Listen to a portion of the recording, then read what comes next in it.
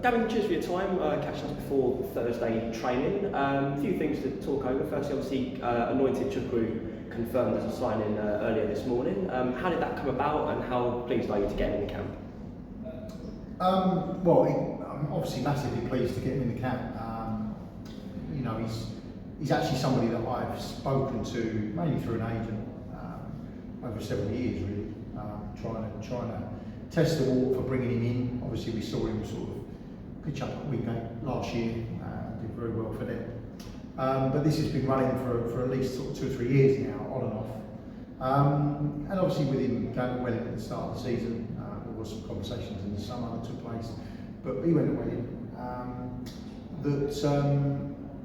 We looked at it, and they obviously thought that he needed to come out on a circular, maybe available for loan or permanent transfer.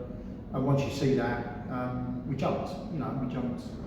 Because I think he's somebody that we need. I think he's the type of player that we need, and I think that he's an all-round good lad to bring in as well, or fit in. So, Welling were good, to be fair, and we had some conversations, and we managed to get it over the line, but not quite for Tuesday. Obviously, prior to training this evening, getting the boys back in camp, how much of a boost to morale did Tuesday prove to be?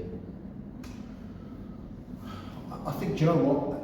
Yeah, you can see that instantly from right the way through the club. We talk about one win here, but it's something that we've actually not been too much of. Let's get it right.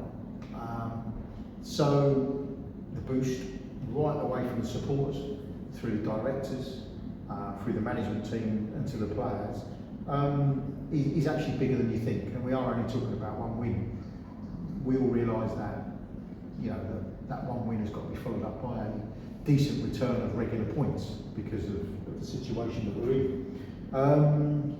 But yeah, look, we've gone and given a really good account of ourselves, a comprehensive win in my book, and against a very good side. So the boys could be rightly buoyed by that, if I'm honest. But we've done this before, and then maybe the next game brings not so much the levels that we expect. And that can't happen. We've got to, we have to refocus and reprogram ourselves for training tonight, and literally just forget about Tuesday and get back on it for Weston. It's obviously a tough game on Saturday at second place to Weston. Is there any team news that you'd like to update us with? Well, obviously with Chuck coming in, that's a boost, and we'll look at what we've got to do with that on Saturday. Dan Cox probably won't recover from his illness in time. Obviously, we're governed by Derby, which makes those decisions in their camp, and rightly so. And we've got Adam Thompson struggling on a little bit with a tight hamstring. We'll have to see how that sets up. So, if those things don't materialise how we want them to, then there's a possible system change in place for Saturday, because we'll have to look at what we have got and what's best to go out and acquit ourselves. And obviously Dan and Alfie have come in on loan. Is there any discussions, or have there been any discussions with their parent clubs in terms of extending them beyond January? Yeah, certainly preliminary discussions, in that respect. I think any club is going to be mindful that it's their development, it's why they're here. Yes, of course, we hope that they come, and I thought Alfie was fantastic on Tuesday.